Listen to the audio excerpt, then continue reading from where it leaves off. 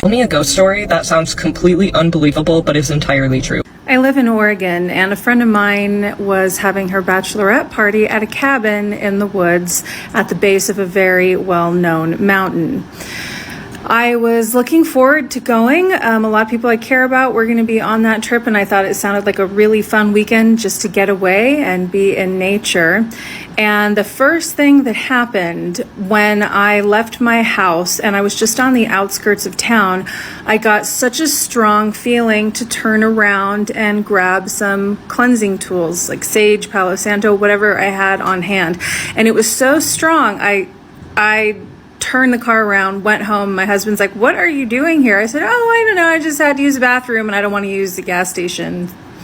Totally fed him a line because I didn't want him to get worried. It was a really pleasant drive up there, a couple of hours. You're at least in the forest for, I'd say, 45 to 50 minutes before you find this house. This house. As soon as I pull up into the garage, I immediately just have this overwhelmingly heavy feeling that I really can't explain. Two other people had arrived. They were there taking care of a lot of the organizational details. And I walked in, and my two friends are standing in the kitchen here and here. These are pictures of the property. And I walk in, and automatically, just with my sensitivities, I am like, there is something up there that is funky and I don't like it and I don't want to go near it. I feel like I am being stared at, and it is highly dark, highly uncomfortable. And so my two friends in the kitchen are like, "Hey Meg, how's it going?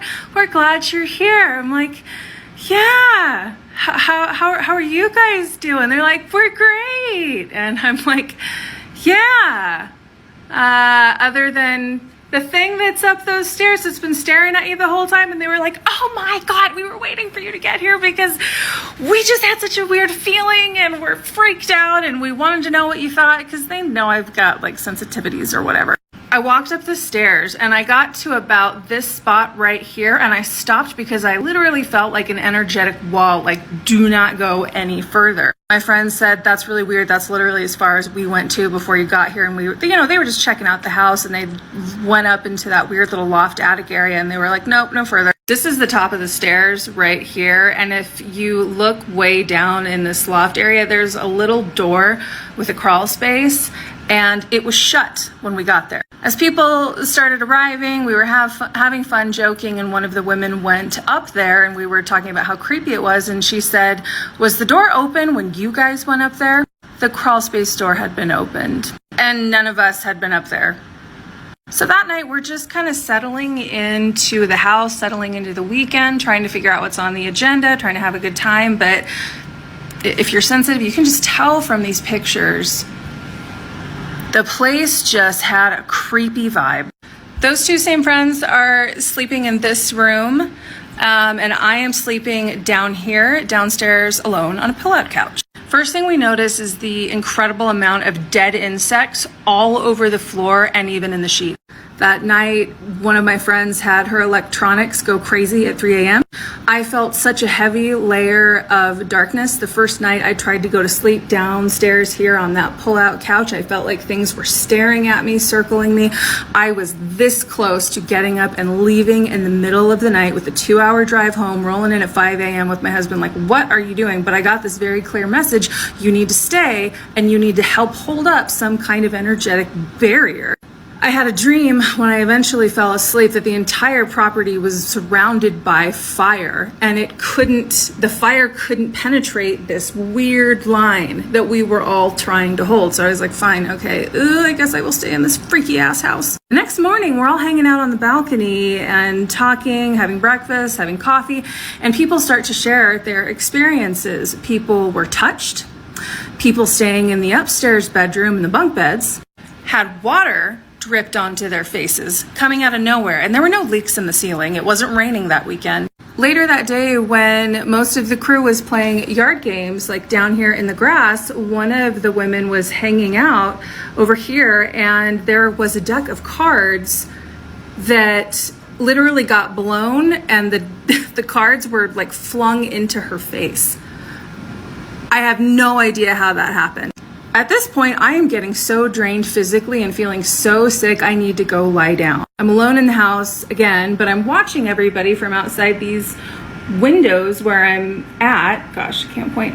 And at this point, I'm just praying. Like, I'm here for a reason. These are people that I really care about and love, and I do not want to leave them here because I feel like I can be more helpful trying to hold off whatever this thing is. I did eventually run out to the corner store to test and make sure that the physical symptoms I was experiencing were really tied to the house and not just something going on with me. And as soon as I left the house, I felt so much better, but I had to come back. People were having personality changes while at the house. Like, they would start to withdraw, go take a shower, try and like snap out of it because they just felt something come over them.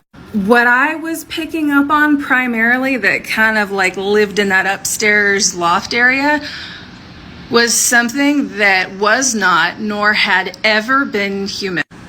This sounds really crazy because I've had run-ins with some really, really dark, start with a D word kind of entities. This wasn't even that. It almost felt like not from here, if you catch my drift. But it was, what I saw in my mind's eye was almost like a spidery looking thing.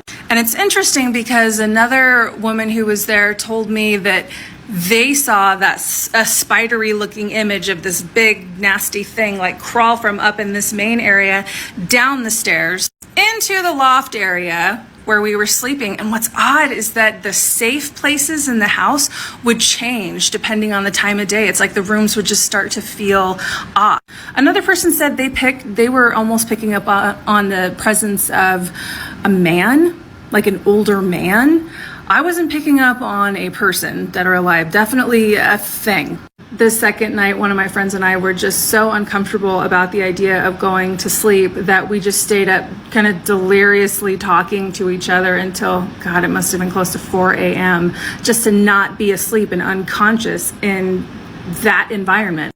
What's so weird and actually kind of miraculous if you think about it is that the bride was not affected. She was the only one out of all of us who had no idea what was going on because she was in her soon to be wed splendor. And also this particular person has an incredible amount of spiritual protection around her. So we were all really grateful for that. And we'd kind of like whisper about what happened to you last night and this happened to me in the bathroom earlier. And we were all just kind of keeping it out of the realm of awareness of the bride, fortunately. By the last morning, I'll never forget, one of my friends had set up a beautiful create your own crepe kind of buffet line. And we were all sitting down around at breakfast, trying to eat and just feeling so uncomfortable, ready to get the heck out of there. Someone said, "So you picking up on anything, Megan?" And it's interesting because at that moment, I felt just this overwhelming cloud, almost like darkness from every angle just starting to swoop in. And I said, I think it's time to go. The way everybody collectively pushed back from this table and popped up and got up and grabbed their stuff and started hauling ass out of there, it was like a scene in a movie. Other guests had weird experiences. I checked the book, paused to read. If anybody knows who this was, I would love to talk to you about your experience. This one's a little weird. I think some dude had a freaky experience and then leaned into the weirdness and hopefully just exaggerated because they didn't know what to make of it. We all stood outside of that house and we held hands in a circle and I kind of led everybody through a grounding and protective and clearing exercise because it was so vile. The husband-to-be was actually having his stag party down the road and they came over because they heard whispers and rumors about what was happening to us that weekend and they were like, "Oh yeah, we're gonna run in and we're gonna take care of it." When they saw the look on our faces and they heard me say absolutely nobody is going into that house, they decided not to go in. I got in my car and was completely silent and white-knuckled my grip on the steering wheel until the tree line broke about an hour later and I was getting closer to home. I burst into tears and started sobbing. Because up until that point, I had never faced anything that dark or malevolent in my life. A few of us called each other after to process what had happened. It was wild.